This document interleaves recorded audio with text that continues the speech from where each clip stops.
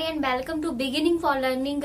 आज हम करने वाले हैं जो कि टॉपिक हम पहले स्टार्ट कर चुके हैं, एलिमेंट्स ऑफ नेशनल पावर, राष्ट्रीय शक्ति के तत्व। इसके मैंने कुछ तत्व आपको से जो पहली वीडियो है उसमें करवा दिए हैं और मैंने बोला कि वीडियो ज्यादा लंबी होती है इसलिए कुछ जो बाकी बचे हैं वो हम इसमें करेंगे। ठीक है, तो ज्यादा इधर उधर की बातें ना करते हुए शुरुआत करते हैं अपा। तो उसमें मैंने कुछ बताए थे, जैसे मैंने उसमें मिलिट्री प्रिपरेशन बताया था, उसमें है ना ज्योग्राफी का बताया था और भी काफी एलिमेंट्स थे। तो आज हम करने वाले हैं जो इसमें पहला एलिमेंट कर रहे हैं, आज की वीडियो का पहला एलिमेंट है बट पहले और भी करवा चुकी हूं मैं। तो पहला हम बात करेंगे क्वालिटी एंड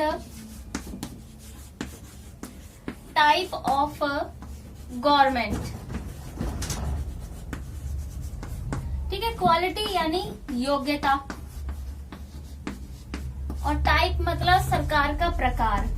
तो अब मैं बात करने वाली हूं कि एक देश की राष्ट्रीय शक्ति को उस देश में पाई जाने वाली जो सरकार होती है उसकी योग्यता और सरकार का जो प्रकार होता है वो किस तरह से उसकी राष्ट्रीय शक्ति को प्रभावित करता है।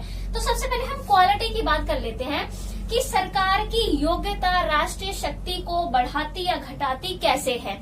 देखो, मैं अगर बात बोलूं, आपने देखा होगा एक देश जो चलता है ना, देश कैसे चलता है, वहाँ की सरकार चलाती है। मेन रोल किसका है? सरकार का है। सरकार में बहुत सारे व्यक्ति होते हैं, है ना।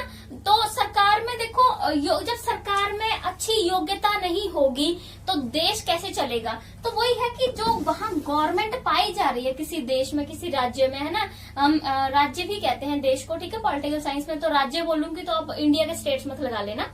ठीक है, तो किसी भी देश की जो हम कह सकते हैं जो पूरा प्रशासनिक जो ढांचा होता है, एडमिनिस्ट्रेटिव स्ट्रक्चर होता है, वो सारा वहाँ की सरकार के अकॉर्डिंग चलता है, मतलब सरकार की योग्यता पर निर्भर करता है। अगर मान लीजिए किसी देश में जो है सरकार ऐसी है ना, जिसमें ऐसे व्यक्ति हैं सरकार को चलाने वाले जो उनमें किसी तरह की कोई योग्यता नहीं है, ठीक है, उन्हें राजनीति का कोई ज्ञान नहीं है, ठीक है, राजनीति का कोई ज्ञान नहीं, लेकिन फिर भी राजनीति में बैठे हुए हैं, सरकार चला रहे हैं। जब उनको उनके अंदर किसी तरह की कोई बुद्धिमत्ता नहीं है, योग्यता नहीं है, पॉलिटिकल राजनीति का ज्ञान नहीं है, किस तरह से शासन चलाना है वो उनको पता नहीं है, तो ऐसी सरकार क्या देश को ऊंचाइयों पे ले जा सकती है? नहीं। तो वही है कि सरकार अगर हो तो सरकार अच्छी होनी चाहिए। देखो, कभी कभी क्या होता है, सरकार की वजह से ही अगर एक ही देश है, मान लीजिए, अगर मैं नॉर्मल आपको इमेजिन करके बात बता रही हूँ, मान लीजिए एक देश है, मान लो मैं अपने भारत की बात कर लेती हूँ, है ना, इंडिया। तो दो सरकारें हैं, है ना, तो ऐसा बहुत बार होता है कि सरकार के उस पर ही देश जो है ऊपर नीचे जाता है। तो कभी कभी क्या होता है कि कोई देश है बहुत उन्नति करता है, वो किसी एक सरकार के नेतृत्व में, है ना, मान लीजिए अभी कोई और किसी पार्टी की सरकार आई है ना, तो वो बहुत अच्छी योग्यता वाली लोगों की सरकार है, तो देश बहुत उन्नति कर रहा है। वही वाले देश है जो बहुत उन्नति करके ऊपर पहुंच गया अच्छी सरकार की वजह से, लेकिन उसके बाद ऐसी पार्टी की सरकार आई जिसमें लोगों में कोई योग्यता नहीं थी, उसके राजनेताओं में बिल्कुल कुछ नहीं था, सरकार ने सही से वर्किंग नहीं की, सही से डिसीजंस नहीं लिए सरकार ने, ठीक है, तो वो जो देश था वो ऊंचाइयों पर गया था ना, वो फिर से नीचे आ जाएगा। तो इसलिए वहाँ की जो देखो, सरकार का आपको पता ही है, सारे नियम रेगुलेशन सब कुछ सरकार बना रही है ना, दूसरे देशों के साथ में संबंध स्थापित करने हैं, तो वो जो सरकार होती है वही संबंध स्थापित करती है ना, सरकार ही जो होगी वही डिसाइड करेगी ना, वही सरकार ही। देखो, दूसरे विदेशों में जैसे अभी हम बात करें, बीजेपी की सरकार है देश में, तो वो दूसरे देशों से ज्यादा अच्छे रिलेशन बना रही है, जो कि पहले वाली सरकारों ने उतने रिलेशन बनाने पर ध्यान नहीं दिया, है ना। तो वही वाली बात है कि सरकार ही देखो सारे नियम रेगुलेशन बनाएगी, दूसरे देशों के साथ में संबंध बनाएगी, सरकार डिसाइड करेगी किस देश के साथ में जो अच्छे संबंध बनाने हैं, संधियां करनी है या हमने उससे कोई लेना देना आन दिन कुछ नहीं रखना है। तो सरकार इतना कुछ करती है, सरकार के उस पर ही हमारे देश की उन्नति टिकी हुई होती है। तो सरकार ही अच्छी नहीं होगी तो क्या कोई देश जो है क्या तरक्की कर पाएगा। इसलिए सरकार अच्छी होनी चाहिए, उसमें जो लोग हैं, नेता हैं, वो अच्छे होने चाहिए। तो जब लोग अपनी सरकार को चुनते हैं तो वो ध्यान में रखकर चुने इस चीज को कि सरकार ये पार्टी जो हम चुन रहे हैं, जिसकी सरकार आगे बनाएगी वो पार्टी जाके, तो उसमें जो लोग हैं, जो राजनेता हैं, वही आगे सरकार को संभालेंगे, तो वो योग्य है या नहीं। ठीक है, जैसे अगर मैं आपको एग्जाम्पल दूं, मैं आपको फ्रांस का एग्जांपल देती हूँ। आपको पता ही होगा कि फ्रांसीसी क्रांति जो है वो कब हुई थी। ठीक है, फ्रांस का एग्जांपल देती हूँ। फ्रांस का एग्जांपल देने से पहले मैं क्यों ना भारत का एग्जांपल ही दूं, है ना। तो देखो, अगर मैं 1947 से पहले, हमारे आजाद होने से पहले अगर मैं बात करूं, तो यहाँ का जो प्रशासनिक ढांचा था वो अच्छा नहीं था। ठीक है, प्रशासनिक ढांचा, तभी तो अंग्रेजों ने हमारे ऊपर आके आसानी से जो है वो नियंत्रण कर लिया। क्योंकि पहले क्या थे, राजा थे, छोटे छोटे राज्य बना रखे थे, एक दूसरे से ईर्ष्या करते थे, बिल्कुल अलग अलग, राजनीतिक एकता नहीं थी। तो प्रशासनिक ढांचा क्या था, कोई एक समूचा प्रशासनिक ढांचा था नहीं, सब आपस में बटे हुए थे। तो अंग्रेजों ने बहुत आसानी से नियंत्रण कर लिया। लेकिन 1947 की बात करें तो अब हमारा देश जो है वो वृद्धि कर रहा है, टेक्नोलॉजी में वृद्धि कर रहा है, आर्थिक विकास अच्छे से हो रहे हैं अब हमारे यहाँ पहले की मुकाबले। अब यहाँ की जो भी सरकारें हैं वो पहले से बहुत बेहतर है, लोगों में भी राष्ट्रीय योग्यता है, मतलब उनमें राष्ट्रीय भावना है। ठीक है, तो वही वाली बात है। देखो, प्रशासनिक ढांचे की वजह से ही, जो गवर्नमेंट है उसकी वजह से ही कितना फर्क हुआ। अब हमारे देश पर नियंत्रण करना उतना आसान नहीं है जितना कि पहले भारत देश पे अंग्रेजों ने आके किया। तो वही वाली बात है। अगर मैं फ्रांसीसी क्रांति की भी बात करूं आपसे, है ना, तो 1917 में हुई थी। उसकी मतलब रूसी क्रांति की बात कर रही थी मैं ना। तो ये पहले भी रूस बहुत ज्यादा इतना ताकतवर नहीं था, लेकिन क्रांति के बाद अगर हम बात करें तो जो है वो भी बहुत ज्यादा इतना स्ट्रांग हो गया। उसके बाद गवर्नमेंट जो है वो अच्छी आई वहां पर। ठीक है, जैसे अगर मैं बात करूं तो 1917 में इनकी क्रांति हुई थी, है ना। उसके बाद लेनिन, स्टालिन, ये इनके नेतृत्व में सरकार बनी थी। तो इन्होंने जो है वो अपने देश को, अब देखो अभी रूस का स्थान देख रहे हो अब कितना अच्छा है। तो गवर्नमेंट बदली, अच्छे नेता आए तो देश जो है वो ऊपर गया। तो बात मेरी यही कहने की है कि देखो, गवर्नमेंट की क्वालिटी अच्छी होनी चाहिए, उसमें राजनेता अच्छे हों, शिक्षित हो, राजनीति का उनको ज्ञान हो, ठीक है, कूटनीति इनको पता हो, दूसरे देशों से कैसे संबंध बनाने वो सब पता हो, तभी एक देश आगे जा सकता है, तभी एक देश की राष्ट्रीय शक्ति जो है वो बढ़ेगी। अब हम लोग बात कर लेते हैं टाइप। देखो, टाइप को लेकर अलग अलग विद्वानों के अलग अलग मत हैं। कई तरह की सरकार होती है ना। देखो, कोई लोकतांत्रिक होती है, तानाशाही होती है, अलग अलग तरह की होती है। तो कोई लोकतांत्रिक को अच्छा मानता है तो कोई जो है वो तानाशाही को अच्छा मानता है। ठीक है, हमारे यहाँ तो लोकतांत्रिक सरकार है, तो हम तो लोकतांत्रिक सरकार को अच्छा मानते हैं, तभी तो हमारे यहाँ लोकतांत्रिक सरकार है ना। तो लोकतांत्रिक सरकार, कुछ लोग लोकतांत्रिक सरकार को जो है वो राष्ट्रीय शक्ति के लिए अच्छा मानते हैं।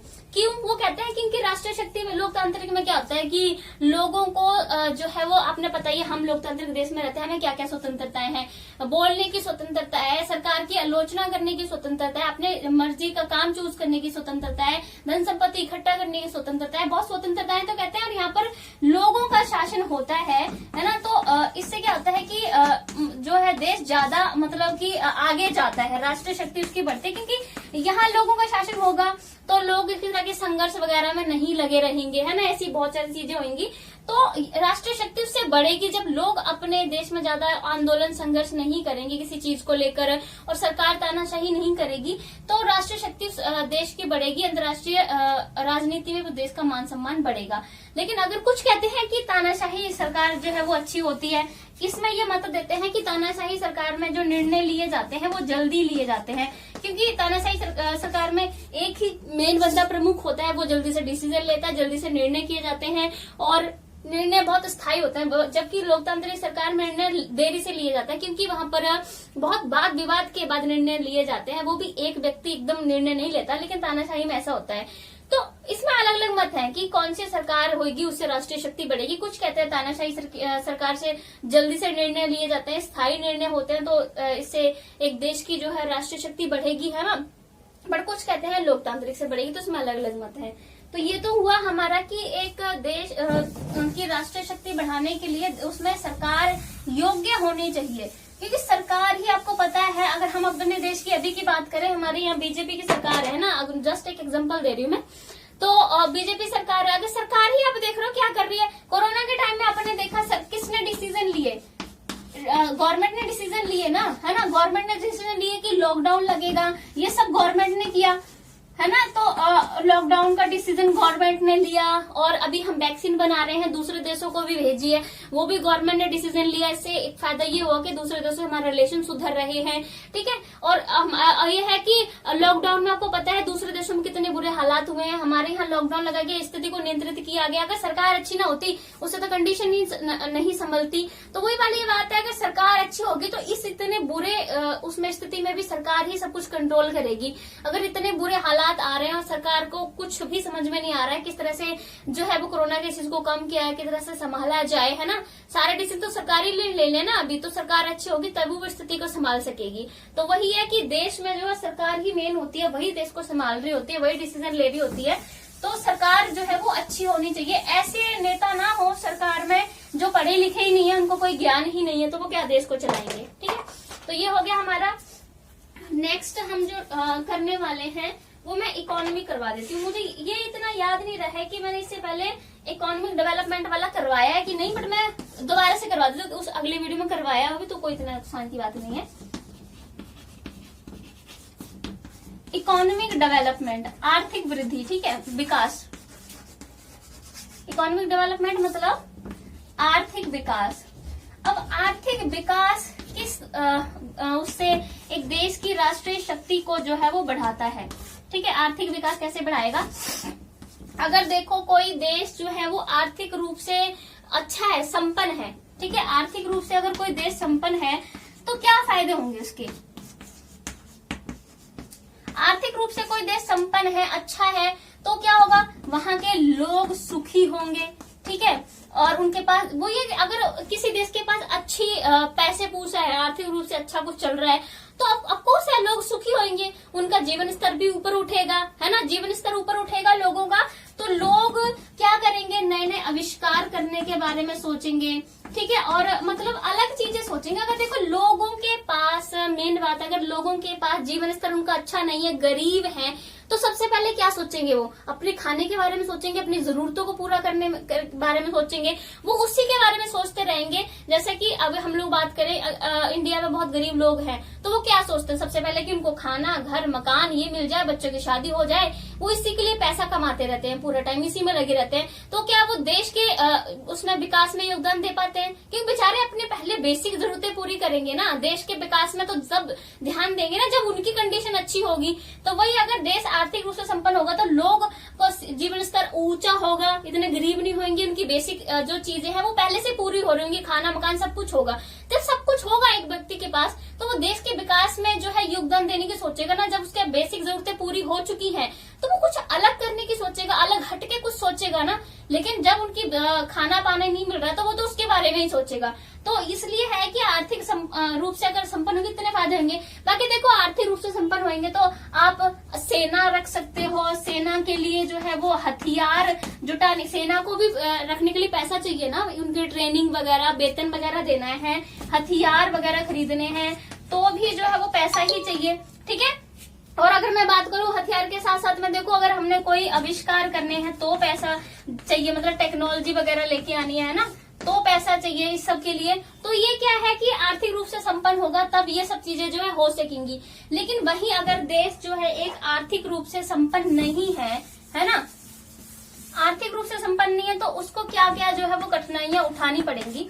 अगर आर्थिक रूप से संपन्न होगा, उसके पास इतनी सारी चीजों की मैंने अभी आपको बताई, तो अंतर्राष्ट्रीय राजनीति उसका मान सम्मान बढ़ेगा, है ना। दूसरे देशों की, अगर गरीब देशों की हेल्प करेगा तो और उसका मान सम्मान बढ़ेगा, और पैसा होगा तभी तो आप दूसरों की हेल्प करोगे ना। अगर आर्थिक रूप से संपन्न नहीं है, क्या होएगा? बेरोजगारी होगी, भूखमरी होगी, ठीक है, और आपस में दंगे होंगे, अपराध होंगे, ये सब चीजें तो होंगी कि लोग बेसिक जरूरतों को पूरा करने के लिए ये तो करेंगे ही है।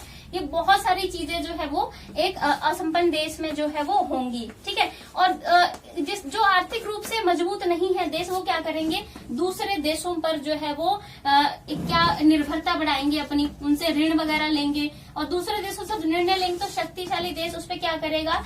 उस पर अधिकार करने के बारे में सोचेगा, अधिकार कर लेगा। क्योंकि अगर एक गरीब देश अमीर देश से ऋण लेगा, वो ऋण नहीं चुका पाएगा तो उस पर अपना अधिकार कर लेगा।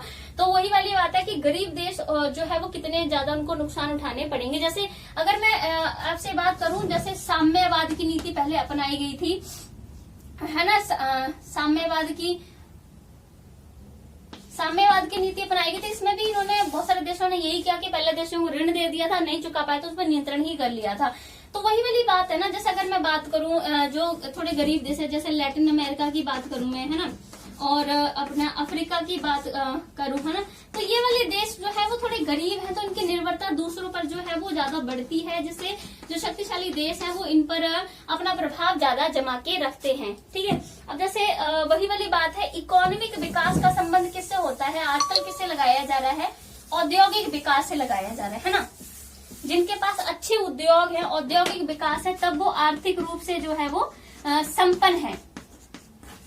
औद्योगिक, जैसे अगर मैं बात करूं, अगर मैं भारत और अमेरिका की बात करूं, ये भारत और अमेरिका, तो अमेरिका ज्यादा हमसे संपन्न है क्योंकि उसका औद्योगिक विकास अच्छा है। देखो कच्चे माल की बात करूं तो भारत के पास भी बहुत ज्यादा है कच्चा माल, कच्चे रिसोर्सेज, नेचुरल रिसोर्सेज भारत के पास भी बहुत है, अमेरिका के पास भी है, लेकिन भारत में औद्योगिक विकास उतना अच्छा नहीं हुआ है जितना कि अमेरिका में हुआ है, इसलिए आर्थिक रूप से अमेरिका ज्यादा संपन्न है भारत के मुकाबले। अगर मैं आपके पास जापान की बात करूं, जापान एक छोटा देश है, ज्यादा प्राकृतिक संसाधन इसके पास नहीं है, लेकिन आर्थिक रूप से बहुत ज्यादा संपन्न है। क्यों? क्योंकि इनके पास औद्योगिक जो विकास है वो बहुत अच्छा है, इसलिए अमेरिका भी ना इसका जो अपना वो है यूनाइटेड नेशन को संयुक्त राष्ट्र कहते हैं, संयुक्त राष्ट्र जो है अपना, उसकी जो सुरक्षा परिषद होती है ना, संयुक्त राष्ट्र, तो सुरक्षा परिषद का सदस्य सब बनना चाहते हैं, स्थायी सदस्य।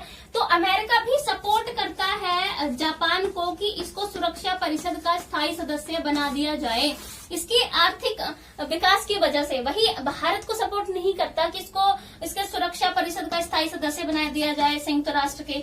क्यों? क्योंकि वो उतना आर्थिक रूप से संपन्न नहीं है जितना कि जापान है।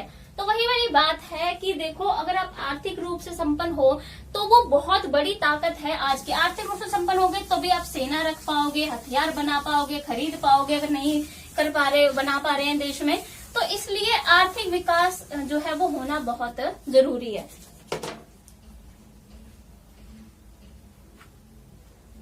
ओके, तो ये हो गए हमारे। ओके, तो नेक्स्ट अपन बात करते हैं टेक्नोलॉजी पे। ठीक है, तकनीकी। तो जैसे कि मैंने आपको पहले भी बताया है कि देखो, किसी देश के पास अगर टेक्नोलॉजी, इसमें मैं थोड़ा सा गलत लिख दिया, टेक्नोलॉजी, अगर किसी देश की टेक्नोलॉजी अगर इस देश के पास नहीं है तो वो अपने जो उसके प्राकृतिक संसाधन होंगे ना, उनका भी सही से इस्तेमाल नहीं कर पाएगा, क्योंकि टेक्नोलॉजी नहीं है तो प्राकृतिक संसाधन से क्या चीजें वो जो है वो बना पाएगा, नहीं बना पाएगा। जैसे कि मैंने आपको बताया था पहले ही, अगर मैं भारत और अमेरिका की बात करूं तो भारत के पास और अमेरिका के पास भी देखो प्राकृतिक संसाधन काफी है दोनों देशों के पास, लेकिन अमेरिका भारत से आर्थिक रूप से ज्यादा संपन्न है। क्यों? क्योंकि अमेरिका के पास अच्छी टेक्नोलॉजी, जिससे वो अपने प्राकृतिक संसाधनों का अच्छे से प्रयोग कर पाता है। वहाँ औद्योगिकरण बहुत अच्छा है, जो कि पिछले पॉइंट में मैंने आपको बताया। वहीं भारत के पास उतनी अच्छी टेक्नोलॉजी नहीं है कि वो अपने प्राकृतिक संसाधनों का प्रयोग सही से कर पाए। वैसे ही मैंने आपसे पिछले पॉइंट में बताया कि जापान छोटा देश है, ज्यादा प्राकृतिक संसाधन जापान के पास नहीं है, बट ये क्या करता है, दूसरे देशों से कच्चा माल खरीदता है, उसको अपने जो उसके उद्योग हैं उसमें जो है टेक्नोलॉजी से, जापान के पास टेक्नोलॉजी बहुत अच्छी है, अच्छे खासे जहाज, हवाई जहाज, सेना का जो सामान होता है, ठीक है, वो हम उससे जापान से भी खरीदते हैं ना, रूस से खरीदते हैं अपने सेना के लिए हथियार वगैरह। तो ये सारे जो है अच्छी टेक्नोलॉजी की वजह से ये तैयार करता है और भारत भी इससे खरीदता है। तो ज्यादा पैसा कौन कमा रहा है? जापान, टेक्नोलॉजी की वजह से। तो देखो, वही वाली बात है कि आपके पास प्राकृतिक संसाधन कितने भी हो, उससे कोई फर्क नहीं पड़ता। जब तक आपके पास अच्छी टेक्नोलॉजी नहीं है उसको इस्तेमाल करने की, है ना, तब तक आप जो है वो अच्छे से नहीं आर्थिक विकास जो है वो अपना कर पाओगे। जैसे अगर मैं बात करूं, आजकल बहुत ही अंतरिक्ष के क्षेत्र में भी जो है देश आपस में कंपटीशन लगा रहे हैं, तो इसमें भी आपको टेक्नोलॉजी चाहिए ना, तभी आपको मिसाइल वगैरह जो है वो होगी आपके पास, तभी आप अंतरिक्ष में जाओगे, नई खोज करोगे, चांद पे जाओगे, तभी जब अच्छी टेक्नोलॉजी होगी। तो वैसे अंतरिक्ष के उसमें भारत काफी तरक्की कर रहा है, चांद पे भी जा चुके, ऐसी कोई बात नहीं है। बट अमेरिका के अगर हम बात करें, नासा वगैरह है जो कि हमसे पहले ही इन्होंने डेवलप कर लिया, काफी कुछ तरक्की की हुई है। तो इस सब अंतरिक्ष के इसमें जाने के लिए भी टेक्नोलॉजी की जो है वो जरूरत है। अगर मैं परमाणु शक्ति की बात करूं, देखो परमाणु शक्ति जो है वो जरूर नहीं हमेशा युद्ध में ही काम आती है। परमाणु शक्ति से और भी जो है वो काम किए जाते हैं। परमाणु शक्ति इसमें भी बहुत कंपटीशन लगा हुआ है। अगर बात करूं, से बिजली भी बनाई जा सकती है ना। तो इसको जो है वो शांतिपूर्ण कामों के में भी इसको इस्तेमाल किया जा सकता है, बिजली वगैरह बनाने के लिए परमाणु शक्ति को। बाकी परमाणु शक्ति में भी संपन्न होने के लिए देशों में जो है कंपटीशन लगा हुआ। पहले अमेरिका के पास थी, है ना। तो बाद में जब परमाणु अप्रसार संधि हुई थी तो उसमें बोला था कि जिनके पास परमाणु हथियार पहले से ही हैं तो वो अपने हथियारों को रखें, लेकिन दूसरे देश उस पर डेवलप नहीं करेंगे। तो इसलिए संधि पर बहुत सारे देशों ने हस्ताक्षर नहीं किए। अभी परमाणु शक्ति में भारत भी आगे है, पाकिस्तान भी जो है वो परमाणु शक्ति में आगे है। तो टेक्नोलॉजी की वजह से ना, टेक्नोलॉजी की वजह से इतनी चीजें वो जो है वो डेवलप कर पाए हैं। तो आपको पता है, देखो टेक्नोलॉजी कितनी जरूरी है। अगर आपके पास अच्छी टेक्नोलॉजी नहीं होगी तो आपके पास, देखो अगर टेक्नोलॉजी नहीं है तो आप संचार के साधन जो है वो नहीं जो है वो अच्छे से होंगे, दूसरे देशों से ही मतलब जो है वो मंगवाने पड़ेंगे, है ना। तो संचार के साधन भी अच्छे चाहिए। टेक्नोलॉजी से आप अच्छी जो है वो इमारतें भी बनाते हैं। आजकल टेक्नोलॉजी से क्या नहीं बन रहा है, सब कुछ टेक्नोलॉजी पे तो निर्भर है ना। तो चाहे वो एक दूसरे से बात करने की टेक्नोलॉजी है, फोन वगैरह हो गए, और भी मनोरंजन के लिए कितनी चीजें बन रही, सब टेक्नोलॉजी से बन रही है। काम करने के लिए जगह मशीनरी ले रही है, टेक्नोलॉजी से बन रही है। तो अच्छी टेक्नोलॉजी होना बहुत जरूरी है, तभी एक देश जो है वो उसकी राष्ट्र शक्ति जो है वो बढ़ेगी। अगर टेक्नोलॉजी नहीं है तो वो तो दूसरों से खरीदते रह जाएगा या फिर पीछे रह जाएगा। हो सकता है कभी कोई देश अपनी चीजें बेचना बंद कर दे तो हम क्या करेंगे। इसलिए अपनी टेक्नोलॉजी डेवलप करना बहुत जरूरी होता है। ठीक है, तो अपन नेक्स्ट पॉइंट करने वाले हैं आइडियोलॉजी।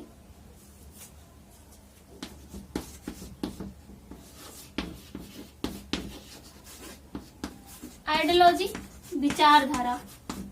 एक देश में किस तरह की विचारधारा है वो भी उस देश की राष्ट्र शक्ति को बढ़ाने या कम करने में योगदान देती है।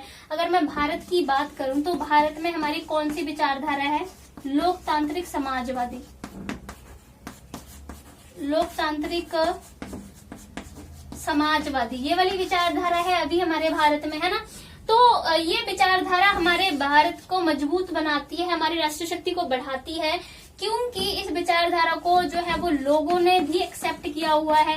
लोग भी हमारे भारत के लोकतांत्रिक समाजवादी विचारधारा को सही मानते हैं। अगर सही नहीं मानते तो विद्रोह होते, इतने ज्यादा इस तरह से संघर्ष होता, देश में दंगे फसाद होते अगर नहीं मानते। बट लोग सपोर्ट करते हैं तो इस विचारधारा की वजह से कोई दंगे फसाद नहीं होते हैं। बाकी जो देश लोकतांत्रिक विचारधारा को मानते हैं वो भी भारत को सपोर्ट करते हैं, क्योंकि उनके पास ये विचारधारा, हमारे पास भी। जो समाजवादी विचारधारा को देश मानते हैं वो भी हमें सपोर्ट करते हैं, उनका भी हमें सहयोग मिलता है। ठीक है, वही वाली बात है ना कि अगर हमारे पास दो देशों के पास सेम चीज है कोई, तो वो आपस में लिंक तो हो गई ना, संबंध तो बैठेंगे ना। तो वही वाली बात है, इस विचारधारा से भारत को मान सम्मान ही मिला है अब तक। इवन लोगों ने भी, मैंने बोला जैसे कि लोगों ने भी एक्सेप्ट किया है इसे।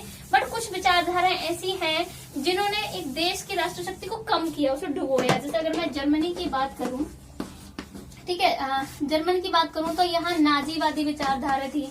और आपको पढ़ा ही होगा आपने, नाजीवादी विचारधारा ने जर्मनी में कितना ज्यादा मतलब इस तरह से बुरे हालात पैदा किए, क्योंकि इसमें हिटलर था, है ना। हिटलर ने क्या हुआ था कि यहूदी लोगों को जो है वो इतना उनको बुरे तरीकों से यहूदी लोगों को उसने मारा था।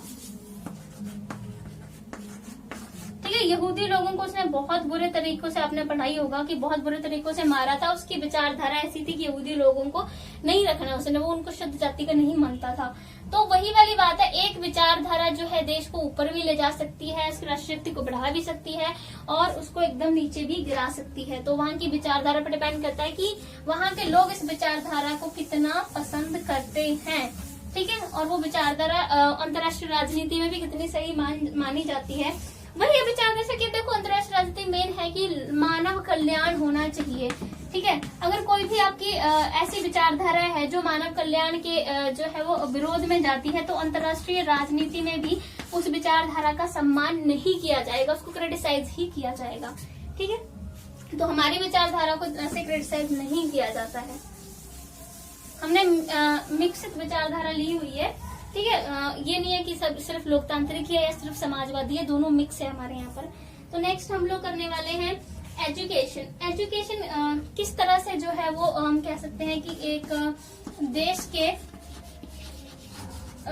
शक्ति को बढ़ाती है। देखो एजुकेशन कैसे बढ़ाएगी, अगर लोग शिक्षित होंगे, है ना, शिक्षित होंगे तो वो क्या होगा कि उनके पास जो है वो ज्यादा हम कह सकते हैं कि मानसिक वृद्धि, दिमाग का विकास होता है। ठीक है, शिक्षित लोगों का मानसिक विकास ज्यादा होता है जो कि अशिक्षित होते हैं उनके मुकाबले। ठीक है, ज्यादा मानसिक विकास होगा लोगों का, क्या करेंगे, नए नए आविष्कार भी जो है वो कर सकते हैं। आविष्कार नए करेंगे तो देश का विकास ही होगा ना। अगर लोग शिक्षित नहीं होंगे तो क्या होगा, कुछ ज्यादा नहीं कर पाएंगे, पेट वगैरह भरने के लिए थोड़ी मजदूरी वगैरह करवाएंगे, भूखमरी होगी, बेरोजगारी होगी, देश में अकाल की स्थिति वगैरह पैदा होगी, तो देश का विकास कहीं होगा ना। तो वही है कि शिक्षित लोग होंगे तो उनको अपने अधिकारों को भी पता होता है, उन्हें ये भी पता होता है कि सरकार किस तरह से कार्य करती है, अधिकार हमारे कौन कौन से हैं, वो सरकार की आलोचना भी कर सकते हैं। हमको पता है कि सरकार ये काम सही नहीं कर रही है। लेकिन जो शिक्षित लोग नहीं है वो तो बस जाके वोट दे देंगे, उन्हें पता नहीं, बस बेचारों को अपनी गरीब स्थिति में और जीते रहेंगे। तो शिक्षित होना जरूरी है।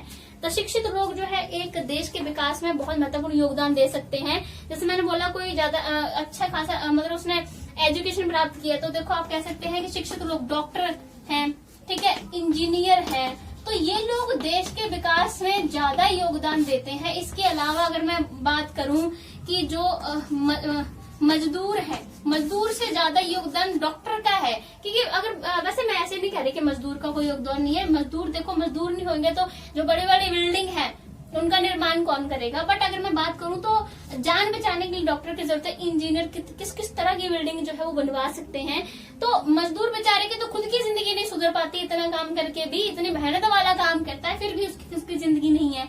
तो वही वाली बात है कि ज्यादा लोग शिक्षित होंगे तो नई नई तरह के आविष्कार वगैरह कर पाएंगे, और उन आविष्कारों से जो है वो पैसा भी कमाया जा सकता है, दूसरे देशों में मान सम्मान बढ़ाया जा सकता है। जैसे मान लीजिए कोई है शिक्षित जिसने कोई कार का मॉडल बनाया है ना, तो उस कार के मॉडल को क्या करेंगे, अगर मान लीजिए किसने कार का मॉडल बनाया, अच्छा खासा मॉडल है, उसको उद्योग स्थापित करो, उस मॉडल को तैयार करो, दूसरे देशों में निर्यात करो, पैसा कमाओ। तो वही वाली बात है, लोगों का मानसिक दिमाग मतलब कहने का मतलब है कि मानसिक रूप से भी विकसित होने चाहिए, लोग शिक्षित होने चाहिए, ताकि वो जो है देश के विकास में योगदान दे, ना कि बाधा बने। ठीक है, उसके बाद हम लोग करेंगे ब्यूरोक्रेसी की बात।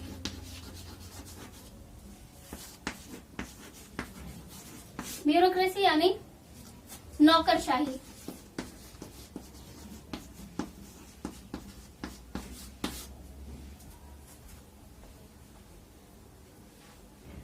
ओके, तो हम करने वाले हैं अभी नौकरशाही। देखो मैंने क्या बोला कि किसी भी प्रकार की सरकार हो, चाहे वो लोकतांत्रिक हो, ठीक है, चाहे तानाशाही हो, उसमें उसके नीचे काम करने वाले कौन होते हैं, नौकरशाही।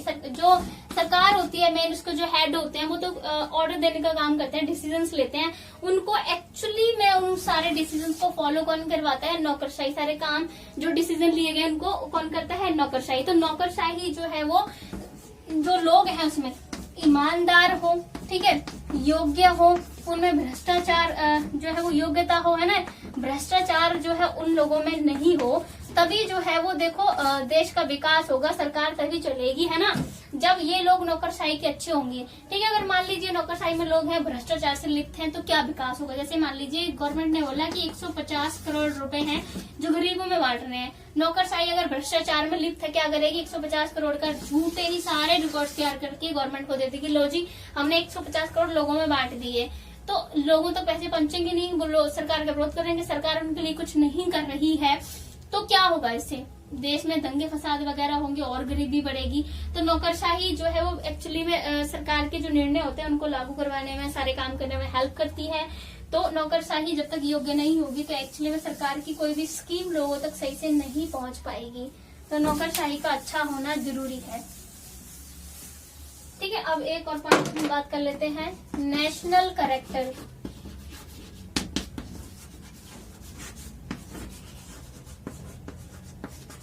नेशनल कैरेक्टर मतलब राष्ट्रीय चरित्र लोगों का अच्छा होना चाहिए।